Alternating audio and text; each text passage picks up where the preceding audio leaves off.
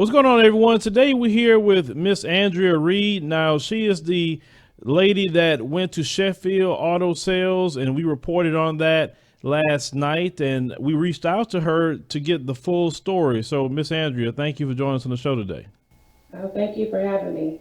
So, Miss Andrea, from what we know, that you're looking for a vehicle for your son. You saw a vehicle you probably wanted to purchase for him. Obviously, you wanted a cash car. Yes.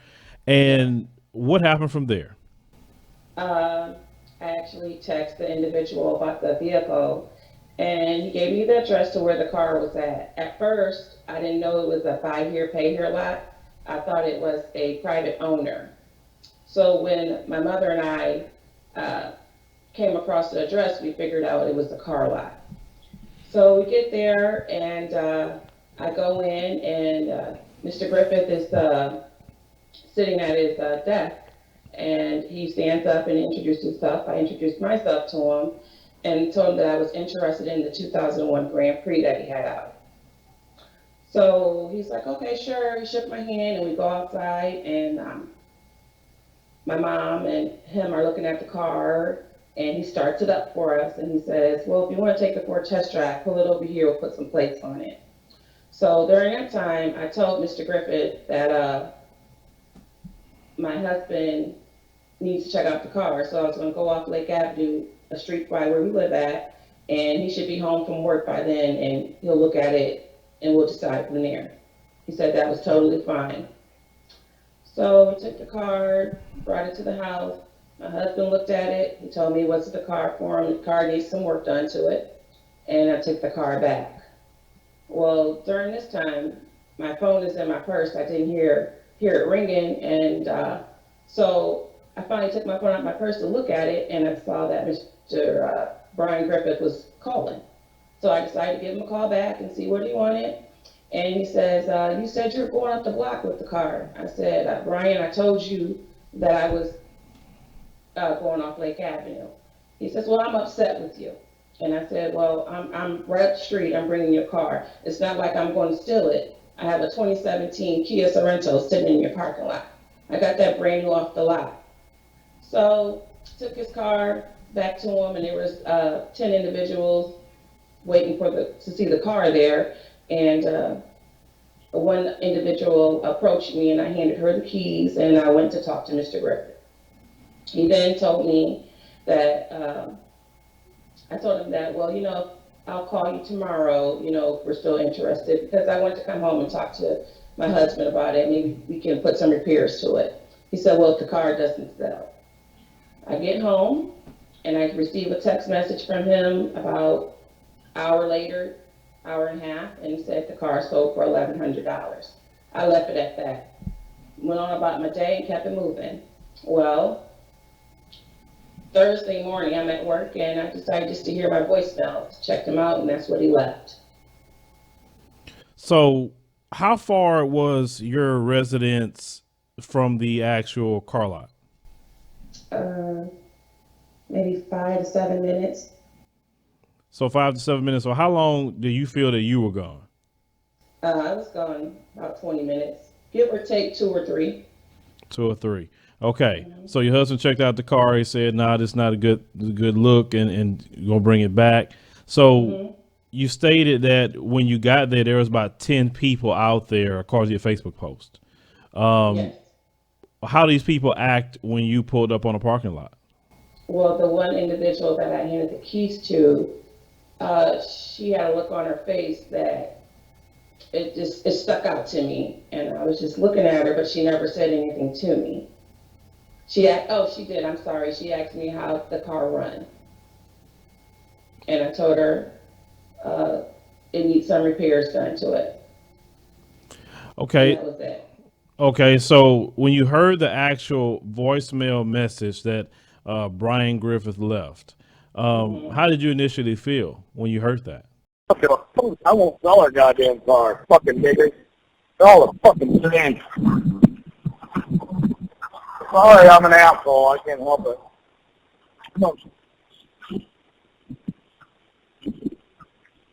I'm fucking pissed. Huh? Oh, they won't answer the fucking call. Huh? That's the point. They're getting their fucking ass. That fucking nigger pulls on this parking lot, gets kicked out of here. I was shocked.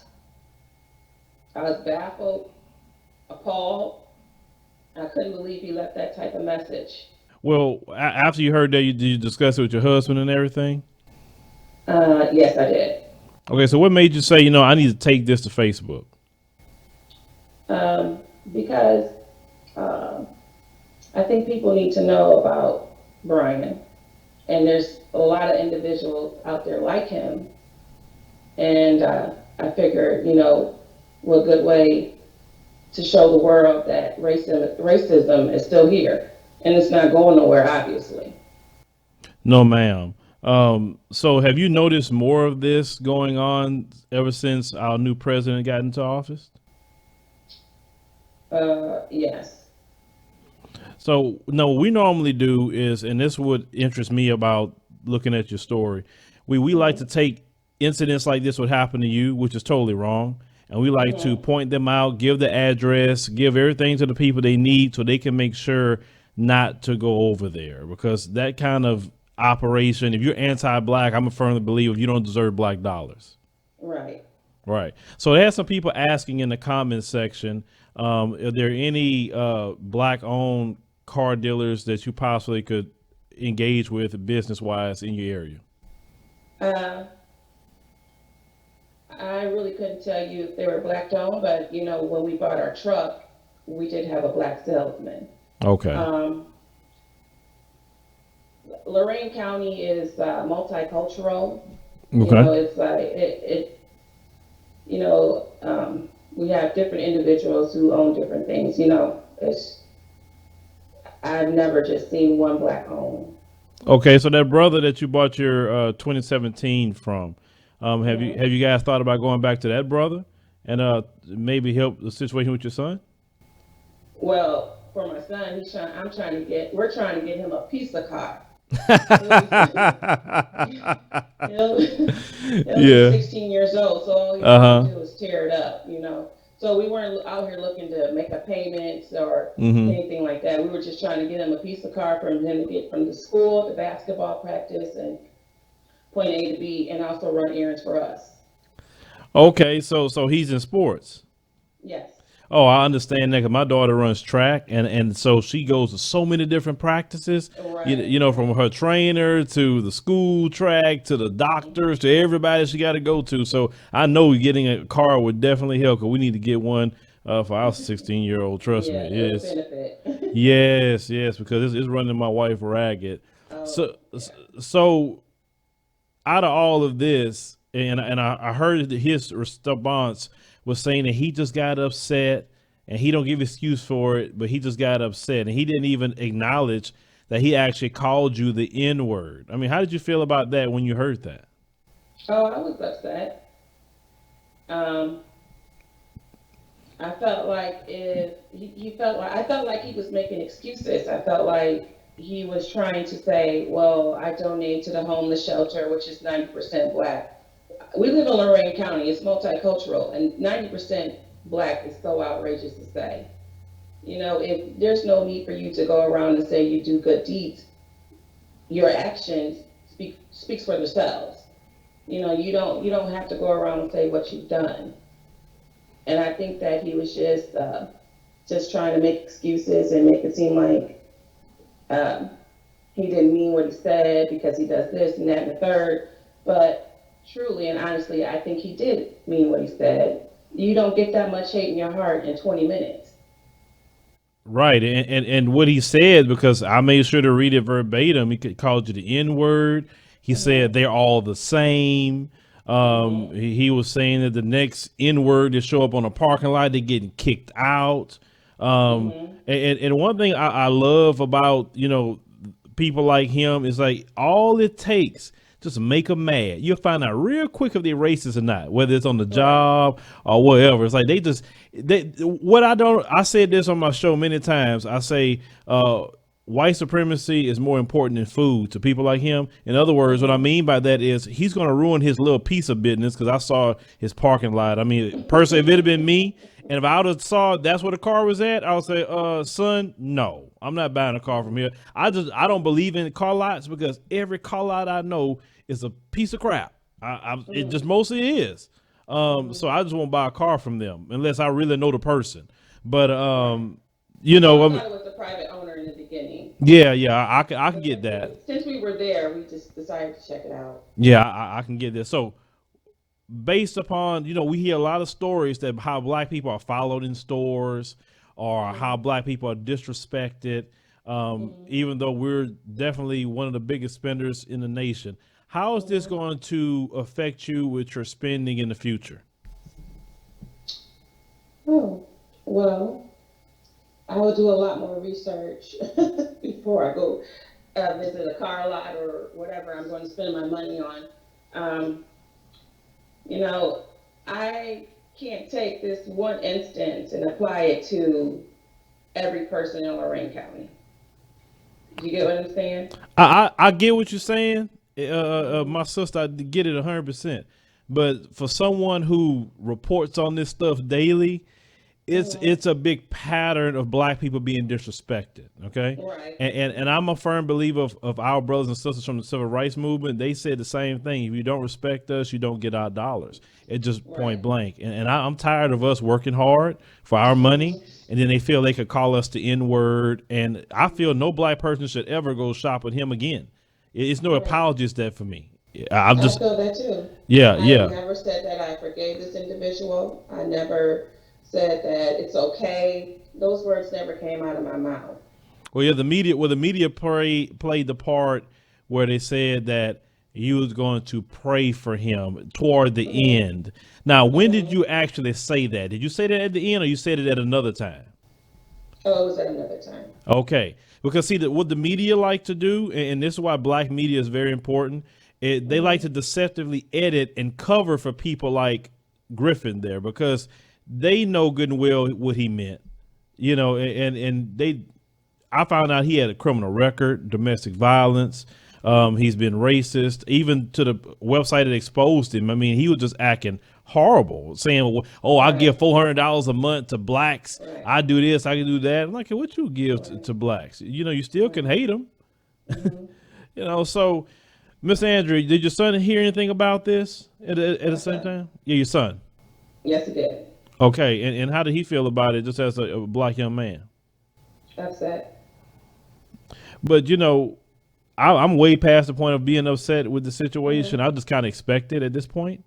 And I just, but I understand what we are dealing with. We live in a system of white supremacy. So you have to expect it. Unfortunately, I prefer not to expect it, but we just have to expect that and be on guard with people like that. It just point blank. So, can I add this real quick? Sure. Yes, ma'am. Okay. A lot of subscribers were saying that, I should have went and beat him up, did something to him. But, you know, if I would have did that, I would have been the disgruntled black woman. They would have had a field day in the media with this if I went and did anything to this individual. I had to think, the reason why I took it to Facebook, I had to think smart and think that if I was to go do something to him, that my children would suffer repercussions. My family would suffer. That man probably, I know he would have called the police on me, and I would be sitting in somebody's jail cell right now. So that's the reason, the way I did things. Right. Well, you know, some people come in the comment section, sister, and they'll be keyboard militant, but when but in real life, they're not going to do what they're telling you to do. They not. So that's why I don't even pay attention to some black folks that do that rah-rah online. Now, show me that in real life that you're doing, and I'll be like, man, I respect that. But no. I mean, you can't just go, like you say, you have a family, you have children, and they're going to side with him. Even if you say, well, he called me this, and he verbally assaulted me and say, yeah, but it's just words. You did this, and now you got a case. You get what I'm saying? Lose your job, and no, you did the right thing on that. You just heard him. You heard people like him. You did better by exposing him publicly than you putting a hand on him. I always say go after the money. That's what you go after. Right. Yeah. So no, you're doing a great job, sister, and I'm glad that at least it's a learning experience. You exposed Yes. a bad business owner, and definitely in the future, you say you're going to research where you're spending your money, and that's what I asked all of us to do. So definitely, before we wrap up, you want to leave anything with the audience in case maybe we forgot to touch on something? Oh no. All right, so Miss Andrea, I definitely thank you for taking the time out of your day and sharing the rest of the story with us. And like you say, take care of the family. I've seen a I few sure will. pictures. That you have a beautiful family. I love to see that. And Thank you. you guys have just a great week. It's real nice out here down in Houston. So I hope you have nice It's weather up cold in there. Ohio. All right, so take care. Thank you.